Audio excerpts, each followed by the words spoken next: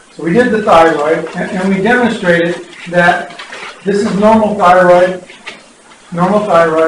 This is probably a goiter, okay? Now, go look on the internet do a search on goiters. You're going to find some really cool stuff. Okay, those goiters can really get humongous, right?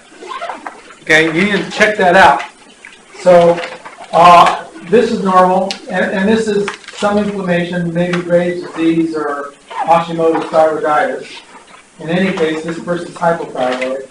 Here's the adrenal gland, and we talked about this. This is stained with a special stain, but this is what it looks like in the lab. So you need to go in today and look at some adrenal glands, okay?